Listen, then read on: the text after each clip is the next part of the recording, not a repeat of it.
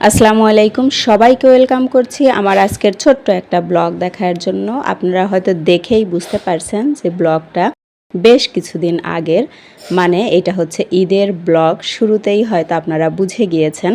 আসলে ব্যস্ততার কারণে ব্লগটা শেয়ার করতে পারিনি, মানে অনেক দিন ধরেই আমি কোনো ব্লগ দিচ্ছি না। তো এখন কিছুটা রিল্যাক্স হয়েছি, তো ভাবলাম যে ঠিক আছে ছোট্ট করে ভিডিওটা আপনাদের সাথে শেয়ার করে দেই, যেহেতু ফুটেজ নেওয়া আছে এই জন্য। তো যেহেতু কুরবানির ঈদ গিয়েছে কিছুদিন আগে, অবশ্য বেশ কিছুদিন হয়ে গিয়েছে, আমার মনে হয় না মানে আমার মতো এখন আর কেউ কুরবানির ভিডিও দিচ্ছে। তো যাই হোক, দেরিতে হলেও আমি আমার ভিডিওটা আপলোড করলাম। তো আমাদের কিন্তু কুরবানির গরু, ভেড়া এগুলো কেনা হয়ে গিয়েছে আলহামদুলিল্লাহ।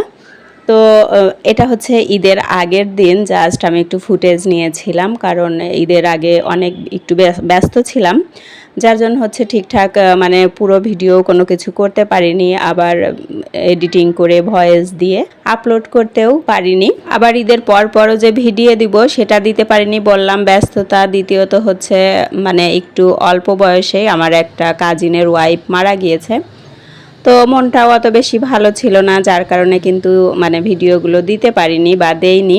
তো ঈদের আগের দিন আমি কিন্তু এই যে কিছু কিছু কাজ গুছিয়ে রাখছিলাম। ঈদের আগের দিন আমার মতো এই কাজগুলো মানে ম্যাক্সিমাম মানুষই হয়তো করে থাকে। পেঁয়াজ রসুন মানে সব কিছুই আমি কিন্তু রেডি করে নিয়েছি, সব কিছুর পেস্ট।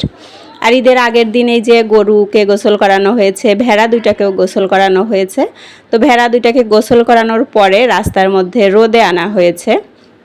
আমার বাচ্চা দুইটা ধরে রাখছে। আর এখানে দুইটা ভেড়া, একটা হচ্ছে আমাদের, আরেকটা আমার ভাইয়ের। গ্রামের বাড়িতে হচ্ছে ভেড়া পাইনি বলে আমাদের এইখানে কিনতে বলছিল। আর এখন কিন্তু ঈদের দিন সকালবেলা আমি কিন্তু দুধ পুরা রেডি করে রেখেছিলাম, জাস্ট সকালে উঠে যে দুধটা একটু বলক এসেছে। এখন কিন্তু আমি সেমাই রান্না করব, 2 রকম সেমাই রান্না করব। সাথে একটু রুটি সেঁকে নিচ্ছি, সকালে হালকা পাতলা সবাই খাবে। হয়তো বেশি রুটি সেঁকবো না, যদিও আমরা 4-5 জন মানুষ, আমি 4টা রুটি সেঁকবো, কারণ তেমন খাওয়া হবে না। যদিও শেষ পর্যন্ত কিন্তু আমার এই 4টা রুটি থেকে 3টা রুটি রয়েই গিয়েছিল সন্ধ্যার দিকে। আমি কিন্তু এগুলো আবার পরে ফ্রিজে রেখেছিলাম।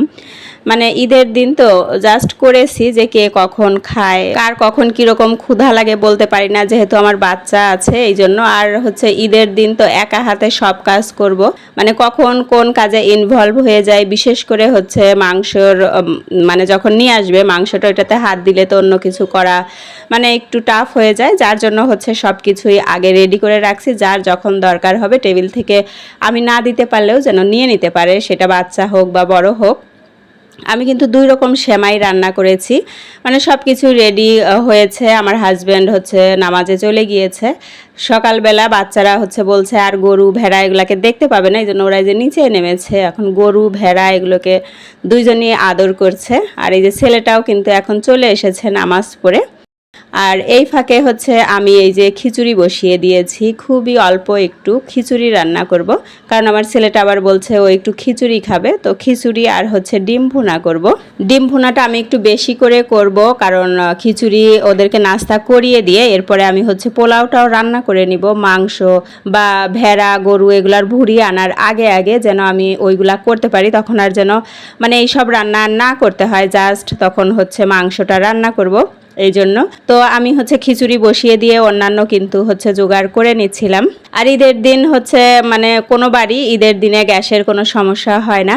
তো আমার কিন্তু হচ্ছে খিচুড়িটা হয়ে গিয়েছে, এখন আমি খিচুড়ি নামিয়ে নিব। নামিয়ে নিয়ে এরপরে হচ্ছে ডিমটা ভুনা করে নিব। এই যে আমি কিন্তু মানে বেশ কয়েকটা ডিম নিয়েছি, যে আবার কাউকে খাবার দিতে হয় কিনা এই জন্য। তো ডিম ভুনাটাও হয়ে গিয়েছে, ডিম ভুনা নামিয়ে নিয়েছি।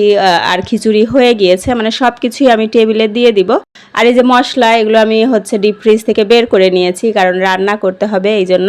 টেবিলে দেওয়ার পরে আমি আবার ছেলেকে জিজ্ঞেস করছিলাম যে নিজে হাতে খাবে কিনা, সে বলল না নিজে হাতে খাবে না। তো আমি ভাবলাম যে তো মানে এখন তো ফ্রি টাইম আছে, এখনও কোনো মাংস বা ভুড়ি এখনও নিয়ে আসেনি বাসার মধ্যে, তো ওদেরকে একটু খাইয়ে দিচ্ছিলাম আর আমি নিজেও একটু খেয়ে নিব। আর এর ফাঁকেই কিন্তু কিন্তু মানে গত দিনে আমি ওদের হচ্ছে মেহেদি পরিয়ে দিয়েছিলাম, 2টা মেয়েকে। আমি নিজেও পরেছি, যদিও ভুঁড়ি পরিষ্কার করতে হবে বা মাংস রান্না করতে হবে, ওগুলা ধুতে হবে, তারপরেও মেহেদি হয়তো উঠে যাবে। বাট লাগিয়েছি একটা মানসিক প্রশান্তি, যে সবাই মিলে মানে একটু মজা করেছি বাচ্চাদের সাথে।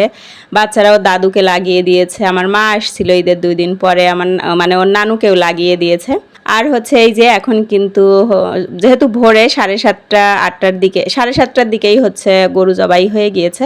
এখন মাংস কাটাকাটি চলছে, বাচ্চারা বসে দেখছে, আর আমিও একটু দেখতে আসলাম। তো ভাবলাম যে একটু ফুটেজ নিয়ে যাই, তো ফুটেজ নিয়ে আসলাম। এখানে একজনরা গরু কাটছে আর একজনরা কাটছে ভেড়া, আর নিচে চা তারপরে সেমাই এগুলো নাস্তা দিয়ে আসছিলাম।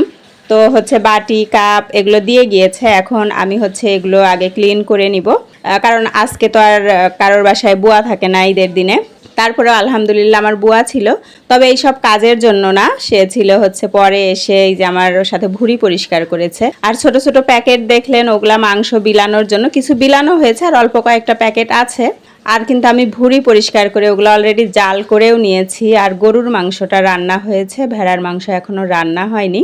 গরুর মাংসটা দিয়ে হচ্ছে বাচ্চারা মানে সবাই খেয়েছে। আমি এখন রিল্যাক্সে হচ্ছে ভেড়ার মাংস আর কলিজা রান্না করব। তো ওগুলোর আর ফুটেজ নিতে পারিনি, যেহেতু অনেক ব্যস্ত ছিলাম। আর ঈদের দিন হচ্ছে আমার হাজব্যান্ডের বার্থডে ছিল, তো তার কয়েকদিন পরে এই যে বার্থডে করা হচ্ছিল, করা বলতে এই যে জাস্ট কেক এনে কাটা হয়েছে, আর কিছু করা হয়নি। আর আমি আর বাচ্চারা মিলে হচ্ছে পরে যে ছোট ছোট 2টা কেক এনেছিলাম,